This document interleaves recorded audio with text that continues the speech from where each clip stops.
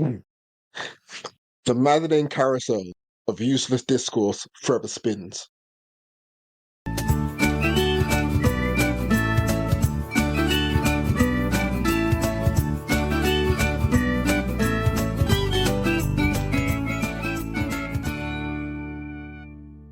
What's up? I'm not gonna lie, I thought that was gonna be like an extra 10 seconds longer. It like stopped too. way too quickly. Me too. Is that a quote or a line? Or I think that is a Reddit comment of all things. Oi. I have it saved on my phone for some reason in the notes section. I guess it's going to use for something, but I haven't used it as of yet. So I figured we're going to use it for this.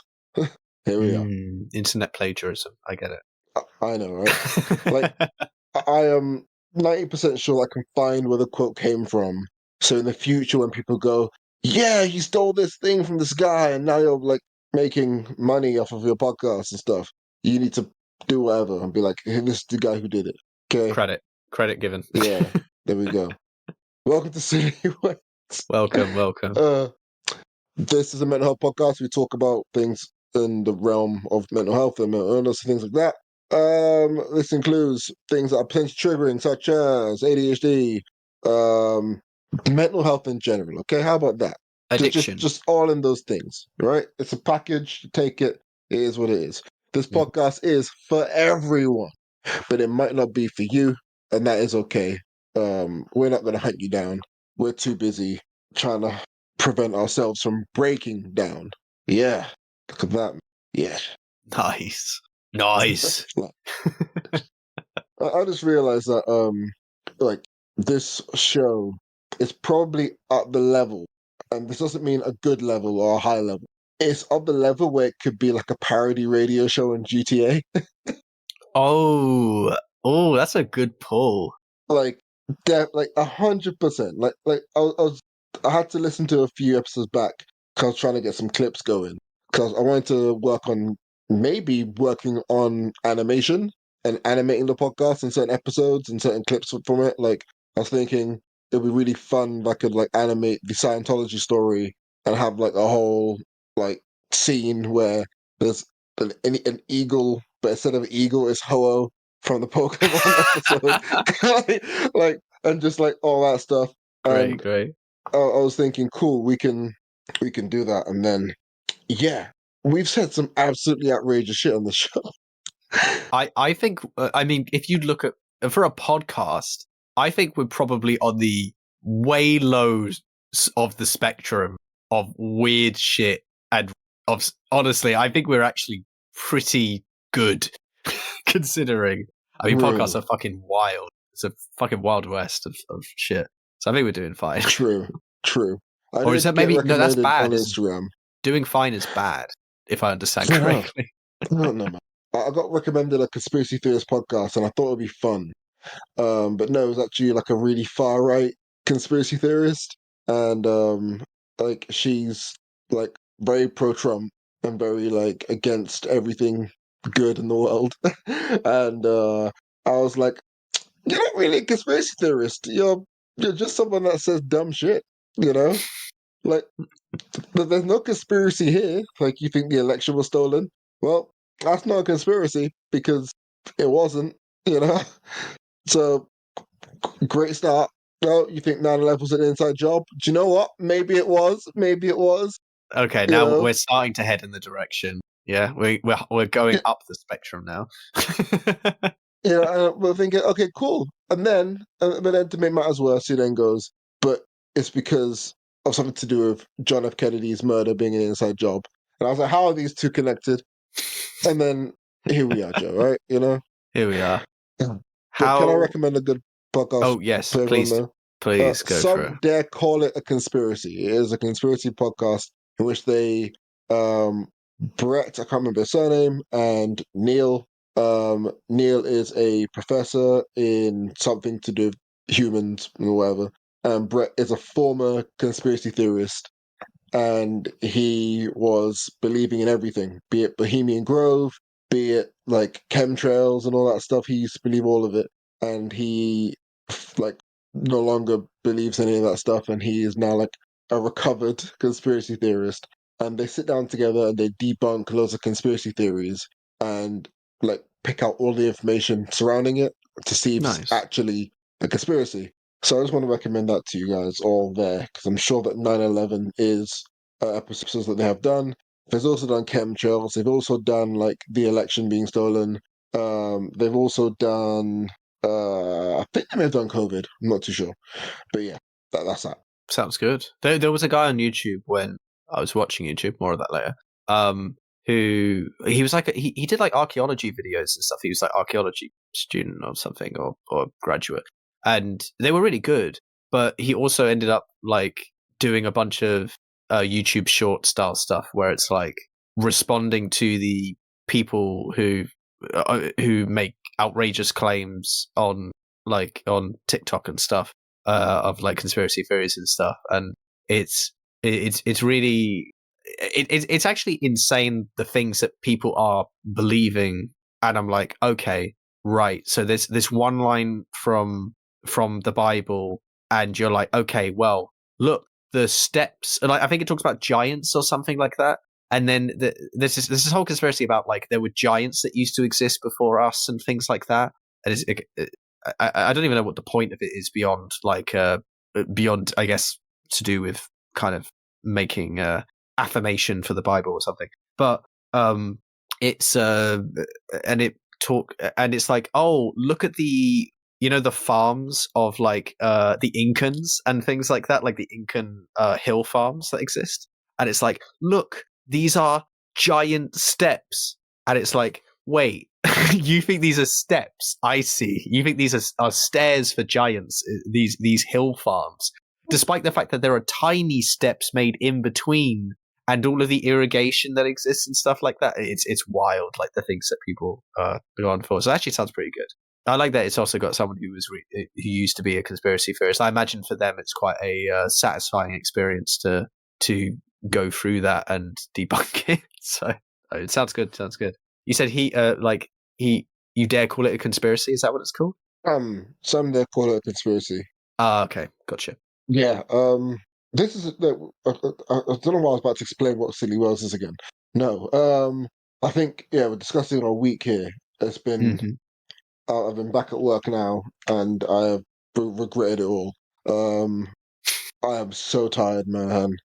I did not rest at all about it. Like, Yeah. yeah, I'm just, I'm cooked, well and truly cooked. Okay, like I did, like 2 hours of Muay Thai, the day before yesterday, and then no, it was Wednesday. I did 2 hours of Muay Thai, I think, on Tuesday, and then I was like coaching football and then playing football on a Wednesday, and I was like, Jesus, and then I just didn't know what to really do. Um, and then you just get tired. And I Mm. know I'm tired because my legs become heavy while cycling, and cycling is one of the easiest things for me to do. It's super easy, and I start questioning whether like my tires are inflated enough, like because I'm not moving as fast, and I feel like I'm pedaling. I'm like, oh Jesus Christ! And yeah, you're just well and truly cooked. I set out today to catch for my football coursework. I've typed 3 sentences. I am behind. This is terrifying. The course resumes tomorrow, and I'm like, I'm convinced I'm cooked. I'm finished. Okay, fucking hell, man, I am finished. I yeah, I've just I've just fallen, and I can't get up. There's a part of me that really feels it when you tell me like, oh, I'm exhausted, I'm feeling tired, and then you go and list like a bunch of extra shit you do, and every time I say I'm tired or I'm exhausted, I'm just doing basic ass shit or nothing. And it always gets me every time. You're like, oh yeah, I did this and I did this, and I'm just like exhausted. And I'm like, yeah, like I'm not doing that shit. And But I'm it's a fucking choice. exhausted. It's good That's the thing though. with me. It's good. If I I think do that's a good nothing, thing. I'll be more tired. If I do nothing, I'll be more tired. I've been in the house Yeah, all maybe day. that's true. Yeah. I left to buy a can of cider and a bottle of cider to sit down with this podcast so I can chill out and enjoy it. I am more tired today than I was the whole week. I've done Hmm. nothing. The only thing I'm going to do today, I got dressed to go to Muay Thai, and I was like, I'm not going to make it. I'm not going to make it in time. Like, I'm not going to make it mentally, physically. like, every way possible, I'm just not going to make it. And then I was like, maybe I can go to the fitness class. And I looked at myself, looked at my phone, realized I could make it, and then realized I'm just not going to make it. like, yeah, I I mean, just, you do make a very good point, to be fair. The sort of inaction can make you feel incredibly lethargic. I mean, talk to anyone who's been unemployed, like who's spent time unemployed, between two jobs or whatever, or like they leave a job and they have to find somewhere else. And it is the most like there's nothing refreshing or relaxing about it. It's like the most just anxiety filling or just exhausting period where you're doing absolutely nothing. You're like, oh, I have all this time in the world, and you're like, okay, well, what am I going to do? And you have nothing that you want to do or can do because you've got nothing to really motivate you. yeah, I've been on Uh, Duolingo for the past like few days now. Same, of course. And, like, I actually realized it's a terrible thing, Duolingo, for me. Like, Fair I'm enough. doing it, and I'm really good at like doing like the matching game. They have a March Madness thing where you can match words together. I'm getting them all right and all that stuff, but I'm trying to think to myself, the reason why I preferred memorize is because it gave me lots of scenarios and it taught me how to use words, and it was very much based around the idea of being conversational. But then I was like, oh, but I'm doing this on Duolingo though, and there's a streak, and people can see my streak, and there's a leaderboard, and Oh I'm in yeah, the yeah. promotion place, and I'm like, yeah, cool. And because like if you give me a league table and say you have to be promoted or you get relegated, I'm gonna be like, this is my shit right here. So it's a fucking football league table. I'm here, okay? Like I'm not finishing bottom. I'm not getting relegated. Fuck you. No, we're here. Yeah, I'm like number So one in gold league at the moment. It's like it's great up here. see, that's what I mean. Like, and we do this to appease the Duolingo bird, and for some reason, His name is for some Duo, by the reason, way. That is his name. for so, for some reason, like white women just love to create enemies of things. Okay, for example, they have this whole thing where the Duol my phone just made the Duolingo sound, um, where like, oh, I'm fighting the Duolingo bird on a daily basis. Like, why? Okay, it's not it's like it's a fucking bird. Okay, Yeah. better yet, I was just scrolling through the internet today, and like I got I got shown James Holmes, the guy that killed all the people in the mass shooting in the cinema at the Batman screening, in America, of course. Uh-huh. His wall in prison while he's waiting trial for murder is just a bunch of white women who sent him pictures. Like I was like, well, that's a thing. Serial killers seem to be very attractive. I'm just like, this is here we are. Cool. And it made me think about it though. Like It's a very odd phenomenon, yeah. it is, but it made me like think about how like crazy the world is right now. Okay, not right now, forever, because it's always happened. Here's the thing. If there were more serial killer women, though, do you think you would see the same thing with Lucy men? Letby. I don't know who that is, but Do you know that the nurse that like killed a oh whole bunch of yes, yes, I babies? do. I just don't recognize the name. Yeah. So it's not like they're not standing her, I believe the term would be, but they're definitely people going, she was right. There is a conspiracy. Oh my like god. Okay. like like like how do I put this in? Like I think that because you get a certain pass, okay, depending on your demographic. Like if this is an African nurse doing this and she was a black nurse doing this, we'll be like, this is horrific and there's no conspiracy. She's absolutely crazy. This is what these people do. Okay. You need to deport all black people. And people will be saying this openly. But because she's a very white British nurse who is like, technically, I guess in societal shape or form, very girl next door, like attractive to a subset of people. They're like, hey, can we make sure that she's actually good to go to prison? Are we sure that She might have a maybe point.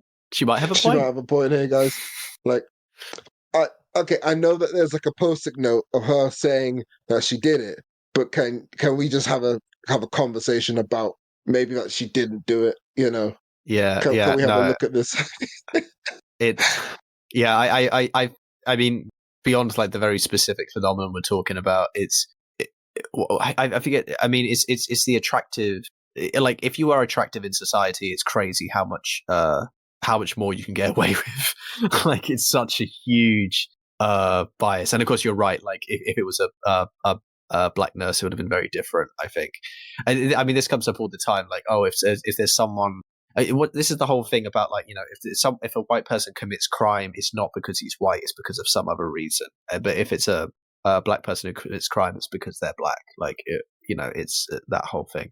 Where it's like, yeah, it's oh yeah, there must be some kind of explanation for why this happens or whatever, that because surely she should function like a normal individual. So maybe she's actually onto something and all of that crap. Yeah. But yeah, the attraction thing is definitely a thing. Like, if you are attractive, it is odd how much people are willing to overlook. I mean, to be fair, it's very similar to like is it nepotism? It's the one where, like, specifically, like, it's a friend of yours, right? And it's because I know there's a difference between it being your family and like your like children or something like that versus like a friend. But either way, whatever word is appropriate. Where it's like, yeah, people who, like, if someone is your friend, or you like them, or they're charismatic, in the same way, if they make you feel good, you're much more likely to just be like, oh no, like, you're much more likely to just be like, yeah, no, there's nothing, like, they didn't really mean that, or oh no, maybe there's something that they're actually got there, and things like that. Because I guess people just can't imagine. I guess it's just the thing of like, well, I've established in my mind that they're good because I like them, so therefore, at a fundamental level, not I don't want to be wrong, but more a case of just simply like, I've already established they're good, so they must be good, kind of thing. Like, very Very primal much feeling. Yeah. it's very much a hey, like we look the same, like we're the same, like, skin color, same demographic. We don't make these mistakes. We don't do things like this. Like, no, and it is also, like, at its core sexism, as the idea of, like, a woman being a serial killer is something that isn't seen, so isn't really accepted. The idea, because the idea is, hey, women can't do these things. No, of course not. Like, it's a very real thing, like women being abusers, things like that. It's a very real thing. Like, Oh yeah, yeah. if you look at like women on men violence, if it's like a very public thing, it's very quickly made into a, oh, they were both bad for each other thing. However, if it's, vice versa, it's he's bad and he's this and he's that. And you know, we gotta reach a point where there is that mode of like straightforward thinking with it all. And it's especially when it comes to any form of like, abuse, power trip, anything like that, that anyone's capable of doing it. Hmm. And the way that people can become better from doing it and learning that, like, from the mistake of doing it, is by understanding that they can do it. So Yeah. Well, there's there's the also idea that, no, go for it. I was gonna say, like, there's the idea that, like, I've met lots of people who have it in their head that they can't ever be the bad person Hmm. in a relationship or in any sort of situation. So their idea is like, oh, like, every single person has been a dick to me today, and like it's all on them. It's nothing to do with me. And like, it's somewhat narcissistic, but it's also more like, in their mind and in the minds of a lot of people in their lives, they can never be anything more than a victim of something. They can't be the perpetrator of something. Like, I've had friends who are male and who are like have been like victims of, domestic violence. Heck, I technically was like, we and the stories I hear is crazy, but the stories around it, it's more along the lines of, no one listened because everyone saw her as being, like, if anyone's going to do something bad, it's me, because I'm me and she's she. It's like, look at that. But always look out for that. Like, I don't have like many red flags, but when people complain about everybody being assholes, the quote that comes to my head is this: like, if you meet one asshole, you meet one asshole. But if you go throughout a day and meet loads of assholes, you're the asshole. Right. Like, Yeah. that's the only like thing I go, oh god, red flag to, because if someone complains about like everyone around them being dicks, you kind of have to start thinking to yourself, well, yeah, odds are you might be in a Truman Show scenario when everybody's an actor or whatever, but it could just be that maybe you're the person having the off experience and you're the person having the off day, you know? Yeah, I mean, to be fair to that statement, though, there are definitely people and scenarios where they are surrounded by, certain kinds of communities and stuff where they're, the general vibe is bad for sure. But I agree with you where I think the intuition initially is, people were shitty to me because they were shitty, not because I made them be shitty. Do you know what I mean? Like the idea that you were the cause of that, because you're not going to see, because you can't read yourself that way. I think a lot of the time, or at least you can do, absolutely, but it's not like a natural response. You have to be quite aware of what you're doing. You have to be aware that you could be interpreted a certain way or misinterpreted a certain way, I suppose, as well. I mean, there's more shop talk, but there are definitely people who come in and the way that they interact with me, if I was so inclined, would inspire in me a negative response, right? It is both not my role, like my role is specifically not to do that, like to do that as little as possible. And some people cause me to have a negative response, and I should do, because they should not be in the shop. They shouldn't be talking to my colleagues like that, and or other customers like that, all sorts of stuff. But most of the time it's just simply a person is not aware of how they are emotionally, like, or how they are socially signaling to everyone else. And, or like, or it's one of those things where I think there's actually a little weirdness here where, like, I think people kind of go through the motions of like social kind of social traditions and like small talk and things like that, but they cannot be fucked for it right now because they don't want to. And rather than just not engage with it and then only engage with it when necessary, like with, a good amount, with just the enough to like get by, instead they just do all of those things, but they are currently harboring all of the kind of crap that they're having to deal with, or the anger or the frustration they're dealing with, and it comes and they just project it out into the world, so everyone else is having to experience it, your pain, basically, in the, like, even though there's no need for that. And it's because it's a moment where like if someone came to me and said, God, I feel so rough today, or whatever, if they actually said that, then I would like respond in kind. But because it's not in that context, and because people are just like saying like really basic ass shit, but in a way that is clearly quite like, okay, that's really aggressive, the way that you just said that to me, and you're trying and feels like it's like, yeah, I think people kind of work on automatic, right? And it really comes across that way. So there are definitely days where people, I think, become the asshole of the day, and that's fine. People are allowed to do this, obviously.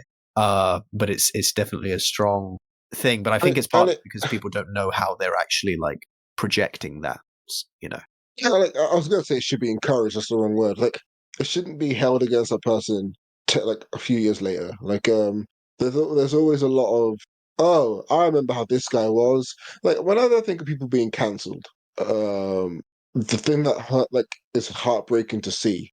Heartbreaking is the wrong word. The thing that is like sad to see is when like people out of nowhere come out with stories about the guy, and 9 times out of 10 they're never true.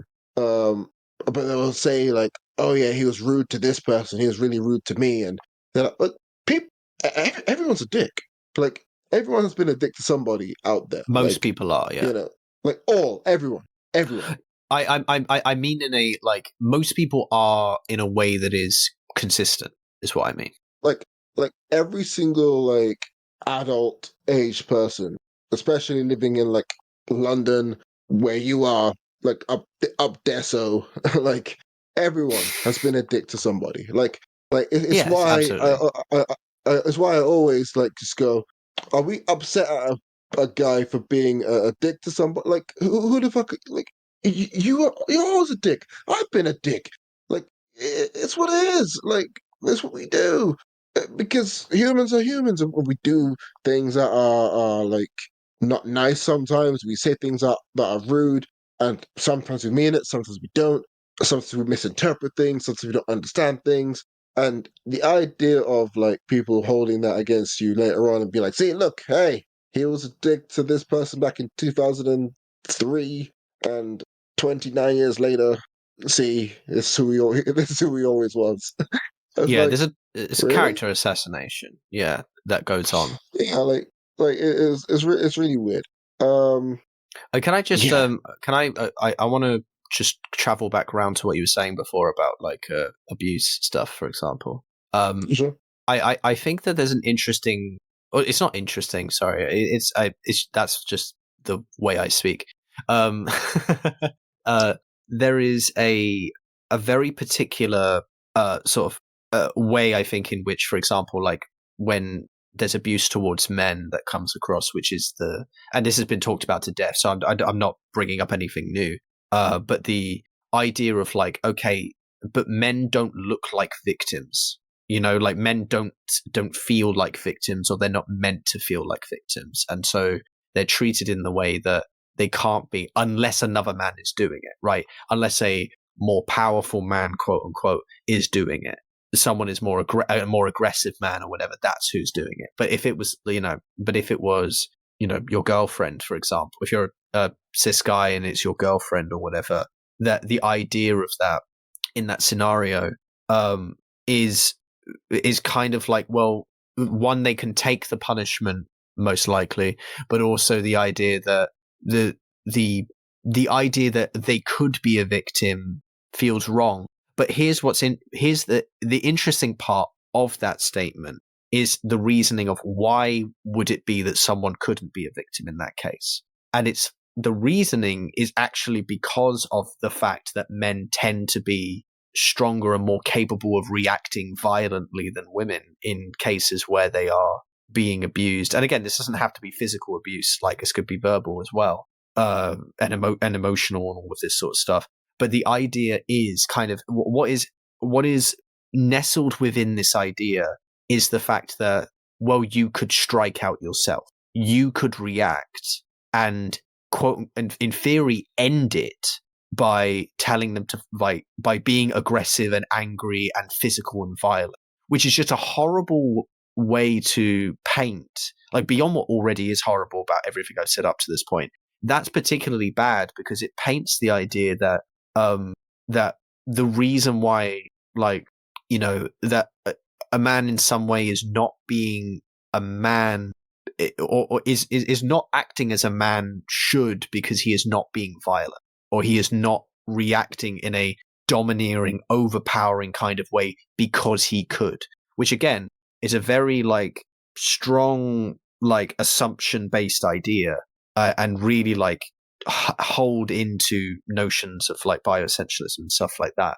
But one of the things that but again, it's also that idea that, like, yeah, no, a man couldn't have emotions that could be, fucked with, and that there's no such thing as like having triggers, and there's no such thing as having dependency, a toxic dependency. There's no such thing as like that. There's almost also a weird thing where there's no such thing as a man could make the mistake of being in that position without the ability to defend himself or do something about it, which again is a very odd, like, rising up of men, but also in doing so completely and utterly imprisoning them, which is a lot of what toxic masculinity does. It's like literally like rise you up to imprison you in a state of being.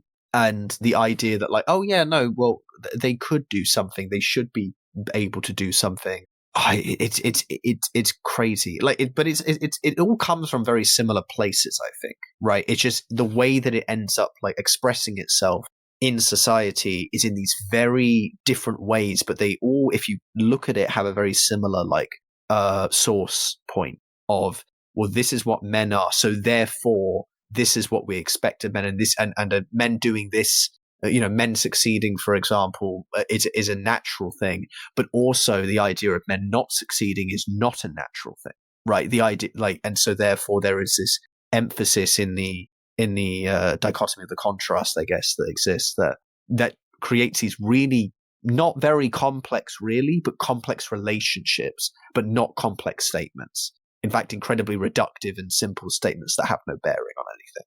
So yeah, that's all I wanted to add to that. It's just like you really like inspired me with the way that you were speaking about it. Like, there's a whole like, here's the thing.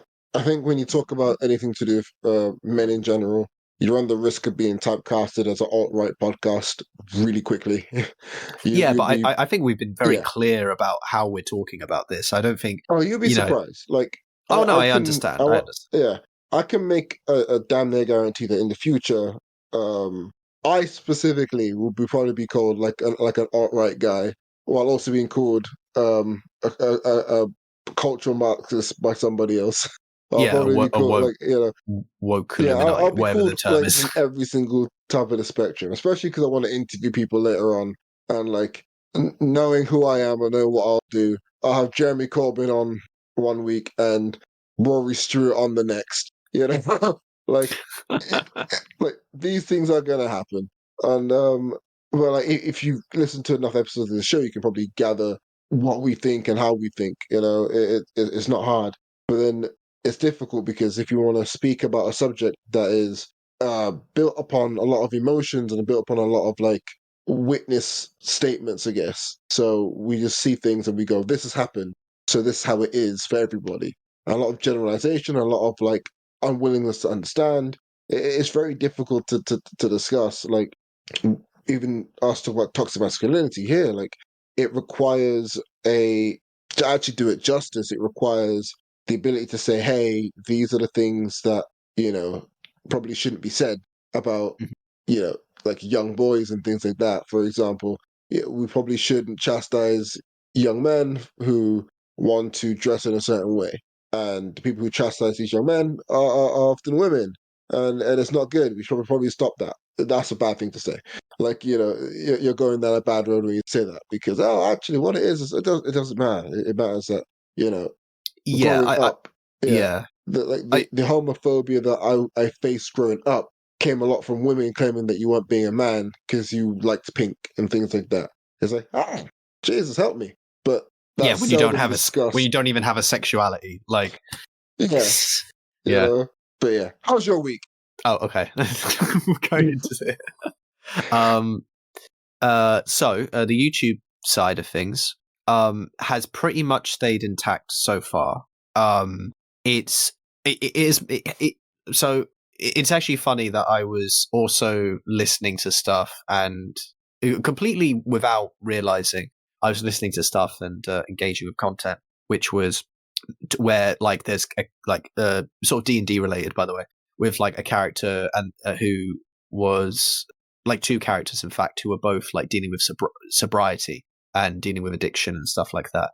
And they'd like invented like a mechanics system for it, like an in-game mechanic around it, which I thought was really cool. And they actually explained why they did it that way and all that stuff. And they had like sensitivity consultants for addiction and stuff, and they helped come up with it and things like that. Really cool idea, and really like fits. And also it's quite a good way of you know, sort of representing that in a game that definitely doesn't need it in a mechanical sense. Like, you don't need to make that up for like people to play a game, but for the purposes of like narrative and things like that, and for the characters, it was something that they really wanted to push. So great. And the one of the things that came up with like what they had obviously learned themselves through this is about it, and which I very much agree. It's just when something like that is taken away. And I think I've actually kind of a more sort of personal note on this. I've talked about this with my mum before, and we've had conversations about this, and she very much agrees with me on this sentiment, which is how much of the feeling of addiction can be tied, or not the addiction itself, but like the moments in which you do it, the triggers for it are tied to things like boredom, and tied to like kind of those moments where your brain has to do something to stimulate itself, basically.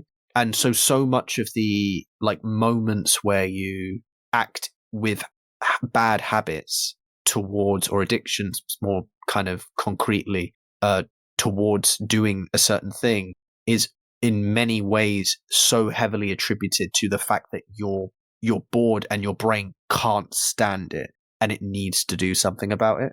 And so one of the things that comes up a lot is that people become excruciatingly bored when they attempt to like go about sobriety, right? In whatever form. I'm using the word sobriety, but I'm using it to refer to any form of this. In my case, YouTube sobriety, if you want to think of it that way. It immediately becomes clear that some of my procrastination, for example, hasn't disappeared.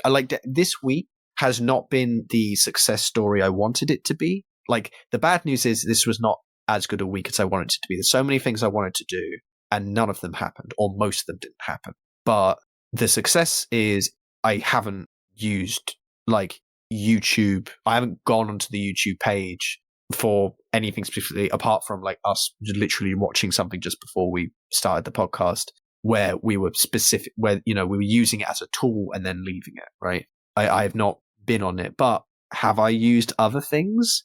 Yes.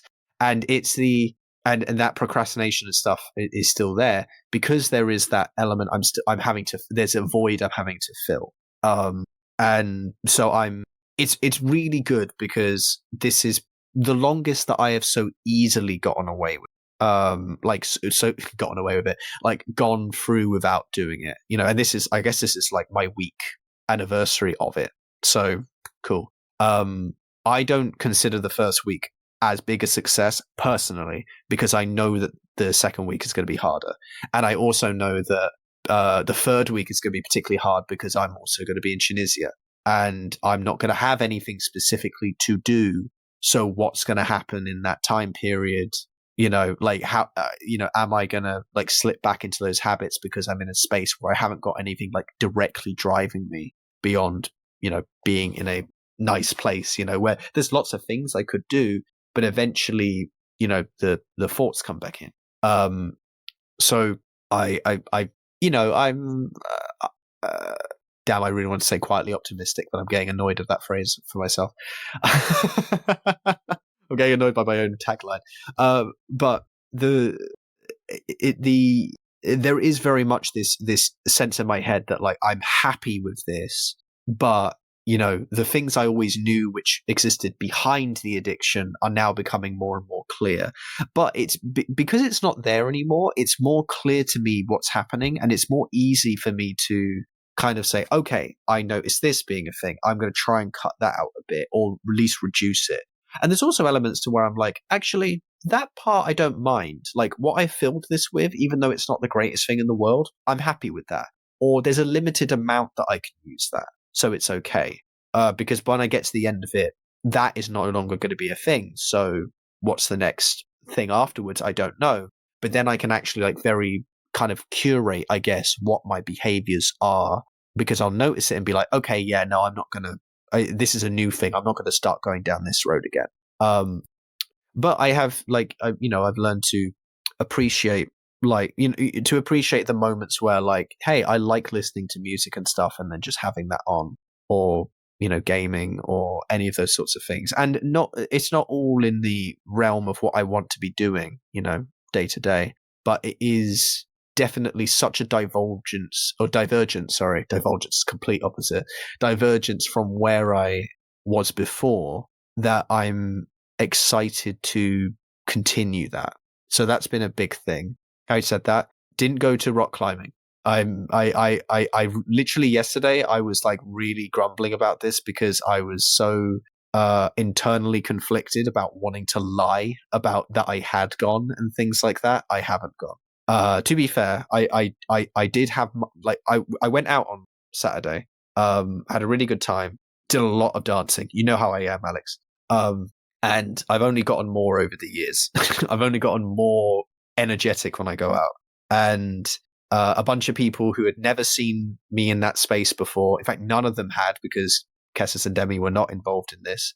All saw me do this for the first time and were shocked. They were shocked that I knew music that they weren't expecting me to know, and loads of other things. This phrase came up, which I've heard many times. I was called black yet again by a black person. Which is just secondary school all over again, like of people describing me as being black.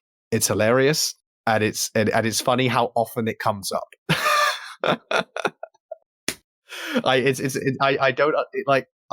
get where it comes from totally, but it's just amusing because it takes me back so much. Because obviously people just don't expect that, especially. And also it's like a very vague statement. It's like, what does that even? That will be another podcast one day when we discuss all of that shit, I imagine, and very controversial. 23 on me, find out that you're 20%.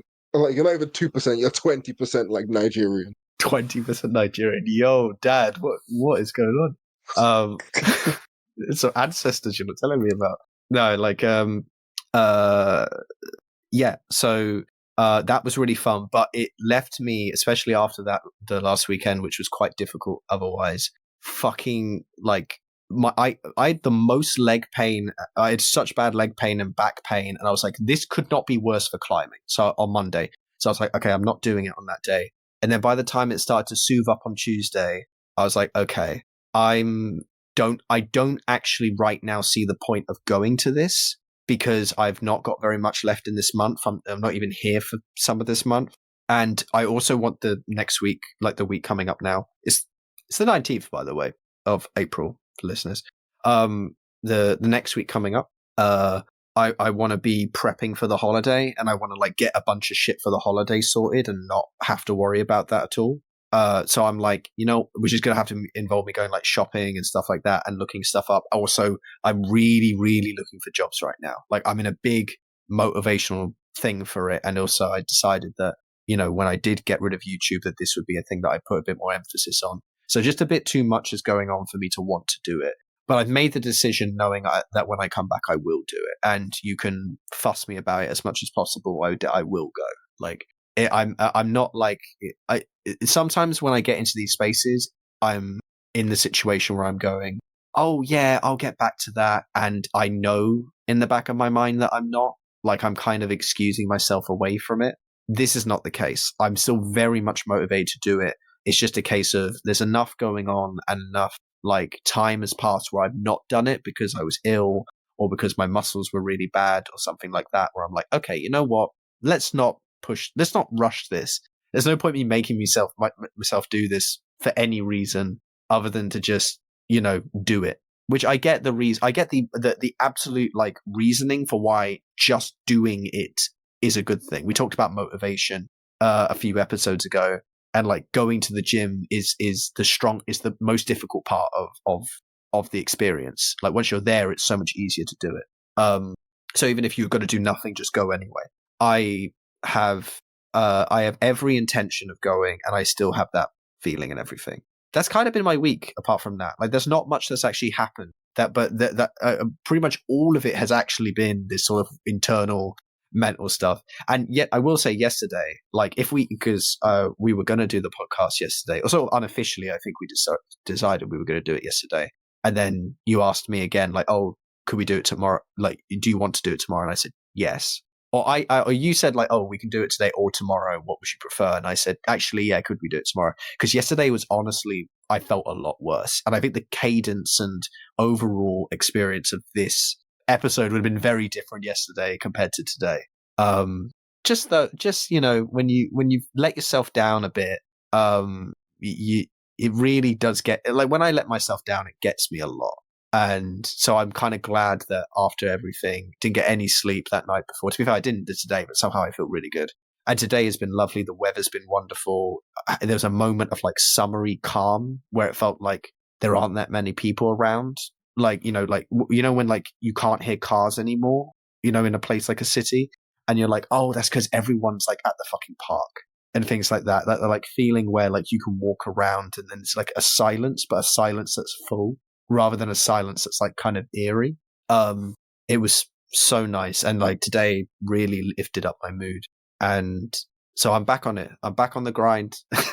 I'm back involved. I'm feeling super good. I imagine that you're going to have a very different experience to me with your past week, but yeah, I want to hear about it. Discussed it a little bit anyway. Yeah, like to be honest, it's not been like the world's worst week. I'm just been very tired. Very activity heavy. Let's see. Like nothing out of the ordinary has been occurring. I've just had to like the week I've had is a week I want every single like week where I'm absolutely knackered most days of the week, and I'm like effectively praying for a little bit of respite, but I know I will never get it. That's kind of how I want my weeks though. Like I want my weeks clinging on to the edge of the building.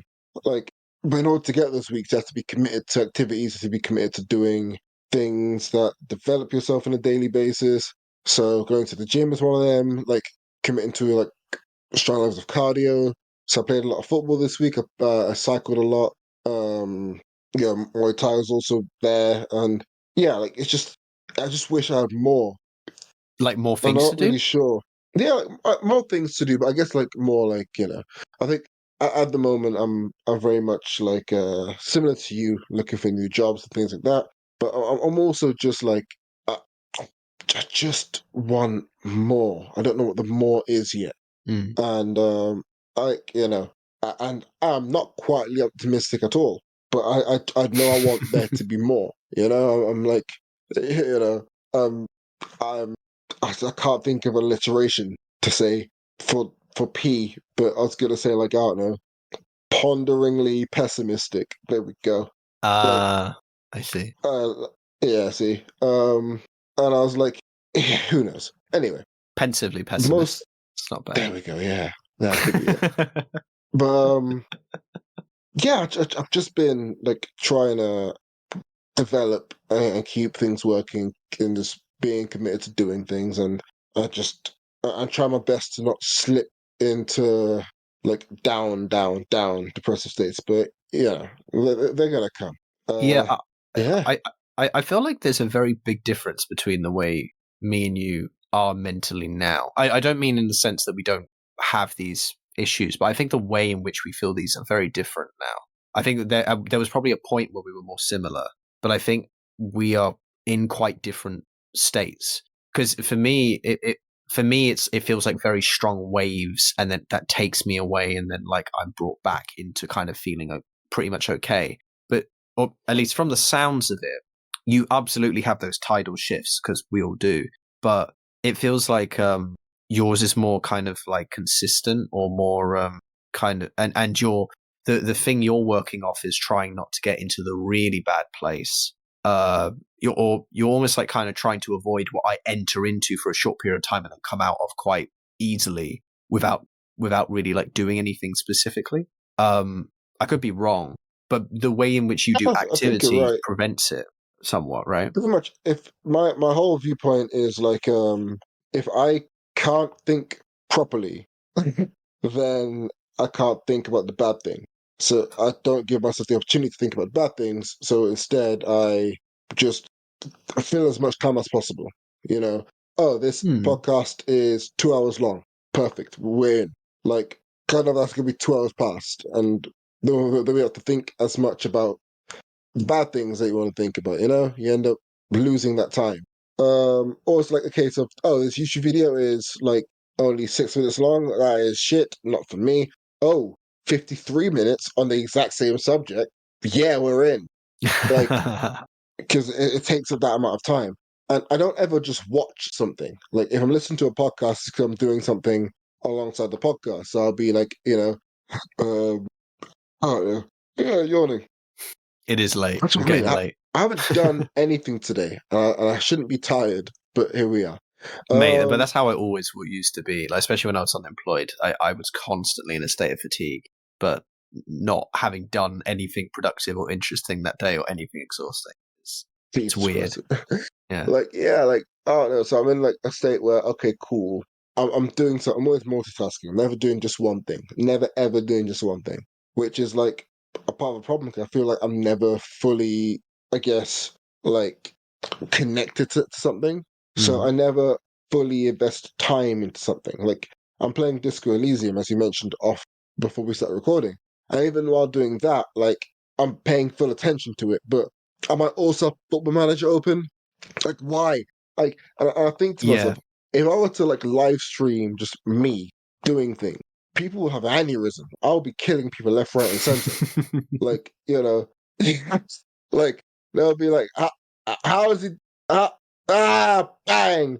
Like, like they'll just be because nothing makes sense. I remember peak, like I think it was last maybe 3 or 4 summers ago now.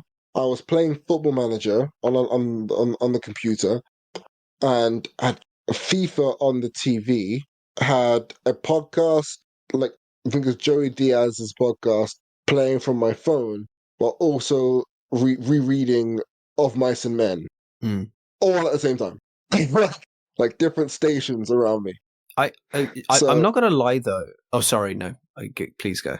no, I was gonna say so like, I'll play FIFA and then while I'm waiting to find an opponent, I'll read a bit of Vice of Men and I'll click continue on Football Manager.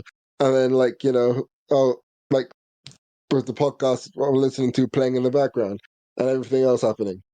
I I think I do agree that it's a bad habit because I think it's generally I think it's much better for your mental health and I think it's better for your kind of experience of something to kind of commit to the experience of whatever it is you're engaging in. Like, read a book, don't read a book and listen to a podcast at the same time because you're not really experiencing either properly. I mean, you're literally using the part of your brain that is required for both of those things at the same time, which multitasking doesn't technically exist in the way we think of it. It's more about you're shifting your attention back and forth. That's what we mean when we say multitasking. So you're not really so at some points you're experiencing the podcast, then at some points you're experiencing the book. You know what I mean? However, I think you'd be not shocked, but I think the way you describe it, I don't think it's that uncommon. I think it's incredibly common nowadays. I mean, how many people? I will throw this to the audience of how many of you like will watch a TV show or watch on Netflix or something like that while also being on your phone, or you'll play a game and you'll also have like something on another screen that you're like doing or reading or you'll be listening to like music while also doing something else that is specifically asking for your attention. Like I mean, I've done the same shit where I've had like my phone in front of especially when I was watching YouTube, especially I'd have a phone watching YouTube while on my laptop I have a YouTube video playing that I can watch while muted because it's one of those ones where I know what's kind of going on. I don't need the audio for, and I'm just watching both while also at the same time sort of and really just not engaging with either properly. And then I'll have two different tabs open on the laptop for different YouTube videos I could be watching, for whatever thing. And it's like, okay, what is the point of all of this? Like, you're just creating an area of you're creating like a cushion of stimulation to basically chuck your head in for escapism, right? I definitely I think it's much more common, and I think it's something that we've kind of grown accustomed to because it's not a case of us being, because despite the fact that I do, I talk so much about how when you look back through history, so many of the things that happen nowadays we have already done in the past, and there's this need for for the recognition of that. There's a need for us to understand ourselves. That social media isn't the thing that brought out the worst in us online. We always were all of those things. We just didn't have the means by which to bring those out, right? Like that, and actually when we did have the means similar to that, we absolutely did that in the past, whether it be, in social situations or whether it be in, through like newspapers or TV or whatever it might be. Like we've always been these things. It's just we've actually got ways of exemplifying and exaggerating them, or not even exaggerating, but like making it as clear as day. And our reactions to it are important. There's a sort of societal introspection that can occur there where we can start to kind of learn from ourselves what the issues are. Because ultimately, I would say that that I'm not saying that humans are more enlightened than we were 500 years ago, but there is much more we know now as an average than we knew 500 years ago. To be clear, there's lots of things 500 years ago that they knew that we don't know because there's obviously lots of like specific things to living that they had back then that we don't know. But I mean in terms of kind of more information that is much more self-aware, or information that is more has a broader picture, right? Not so much specific to a thing, and not so much just purely external and not within, or kind of self-referential or self-understanding. Having said that, loads of people I think are completely oblivious to it now. So I'm just talking about a pure average. I'm not talking about specific people. But I think that I think that there's something to say that is a very common thing that people engage in. I mean, if you think about like religions and stuff, and I'm in particular thinking about Buddhism and stuff like that. I mean, Buddhism has existed for thousands of years, but clearly there was a need to teach people about mindfulness, and there was a need to teach people about the way to engage with, like, you know, sensation and things like that. Like the ideas that came up aren't just. It's not like they came up with these things because that wasn't a thing that they were struggling with or dealing with. They clearly did, and it's just a case that now it's like, okay, you can really engage, you can really divulge and indulge in, not divulge, indulge. I keep saying that word in replacement of other words. We can really indulge into that part of ourselves, into that aspect of who we are. And as a result, I think it's somewhat scary to us when we notice it and realize what it's doing to us. And I think that we should react. I think that we should understand that that is true. But I think you'd be surprised that I don't think it's that uncommon. But I do agree that I think we should all make an active decision to not be so taken by it. I mean, I definitely put my YouTube addiction in very huge part to it, you know, like that aspect of myself is really, and I'm not saying that everyone has it to the same level, but that is definitely like the same source, the same kind of concept is there. But anyway, yeah, I sorry, I went a bit long on that, slightly a bit tangential, but I just wanted to kind of, I guess, say that I don't think you're that. I was about to say unique, which is kind of a positive statement. I don't think you're that. I don't Are you think you're that trying to say I'm alone. not special, Joe? I don't think you're that alone. You're a special. You're a special friend. You're trying to say that I'm not unique.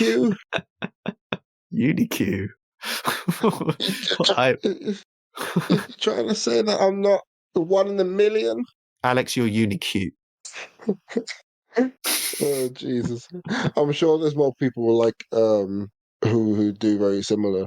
Um, but I do find that people can do two things at once fairly like easily, like reading while watching something, or like reading or being on their phone while watching something, or a very common one is listening to podcasts or music while gaming.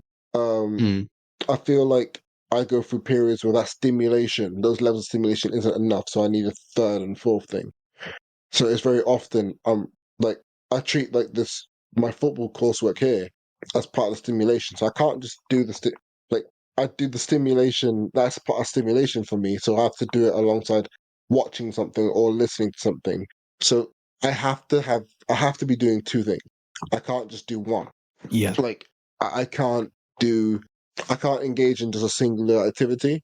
It's why messaging people has become like hard over the years because I will be on my phone messaging somebody and I'll be like, "Ooh, it's really silent right now. Fuck Yeah. music." And then by the time I go to the music and I'll be like, "No, I want a podcast." Okay, the football ramble, cool. And have I listened to this one recently? Yes. Okay, I have to figure out where I was in this episode because maybe no, I didn't. Okay, no. Okay, fine. Press play, and then what was it? I'm gonna play Pokemon Masters EX, and the next thing you know, I'm like, oh yeah, messaging that person, bam, yeah, like, and it's something really like innocuous, like, haha, we should reschedule when we're supposed to meet up, but that's taken 6 hours. Yeah. No, totally. But I think your statement where you said we talked about the silence, I think it's probably one of the most I was trying to remember the word, but I can't think of it right now. Relatable. It's probably one of the most relatable statements because I know exactly what you mean when you suddenly become aware of a silence that which feels alien and wrong to exist, even though there really is nothing wrong with it, and in fact, it's incredibly natural. But we find it, I think, in the world we live now, I think we do find it quite scary, or we find it disconcerting. I mean, I know that a lot of my social anxiety came around silence, like when nothing was happening, and it's like, why? And I think the biggest part of it is that the idea of what silence is in that moment is what is drawing the brain into like really into like anxiety or cause or creating these moments where you're like, oh God. And you start going down rabbit holes and you're like, okay, I want to turn off this fucking track in my head. This is not great. And so you're Yeah, like, and again, people have always done this. Like people have the number of people who ramble because they just don't want a silence to be there in social conversations has been going on for fucking eons. like that's been a consistent thread. Like you meet people like that, and then you meet people like my dad who are just like the most comfortable with the silence possible and have no problem with it.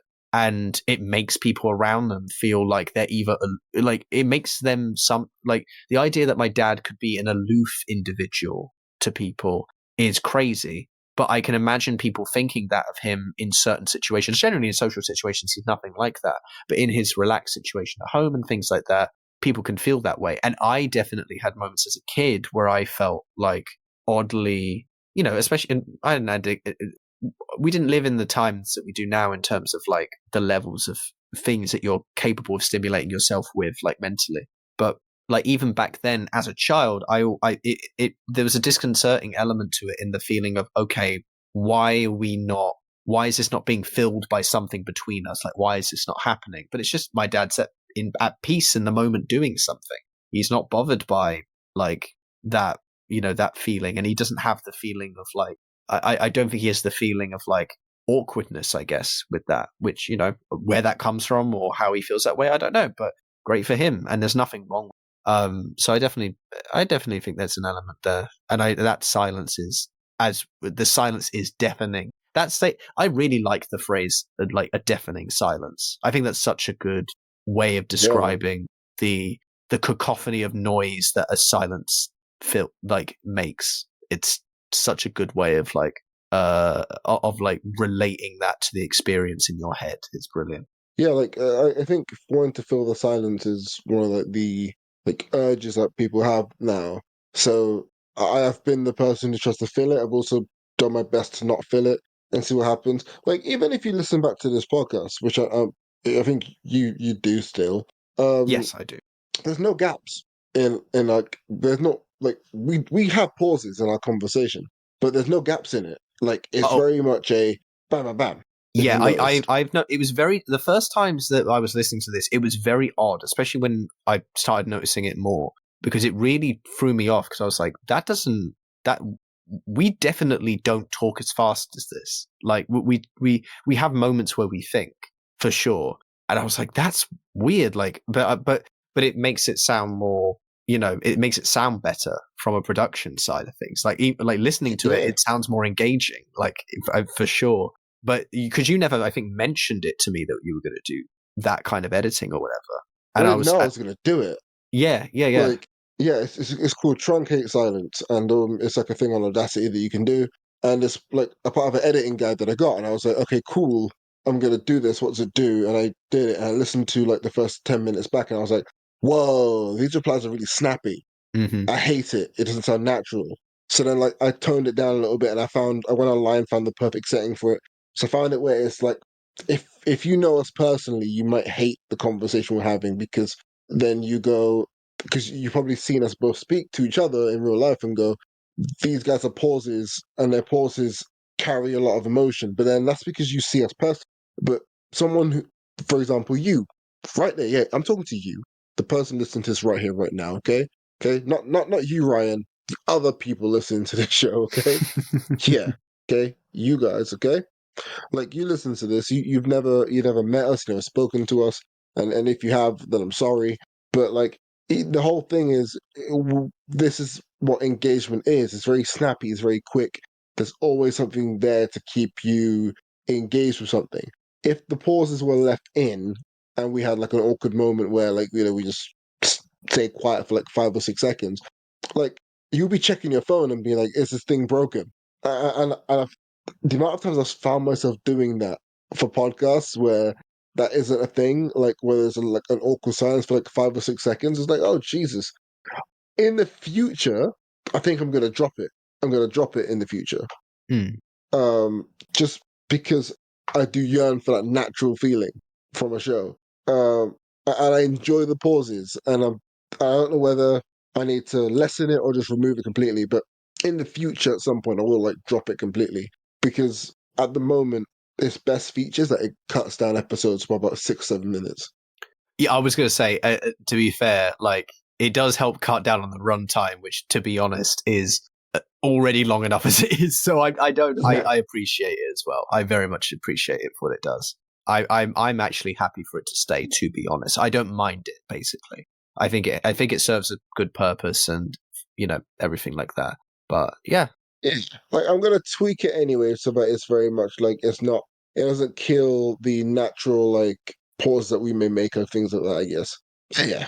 well, cool. Yeah. That's a natural conclusion. Yeah. Like, we look, it sounds fairly easy. I was trying to think of a joke to tie back into Lucy Letby, but Just but let I it had be. Let it nothing. be. It's quite funny. Oh man. Would you, Joe? Would you? I honestly don't remember what she looks like. I kind of do, but I don't really. And no. So that's a yes. That being said, we're gonna take 2 steps in the rear and get out of here. We're in the wind. See ya. Love you. Yeah, you do. Ah.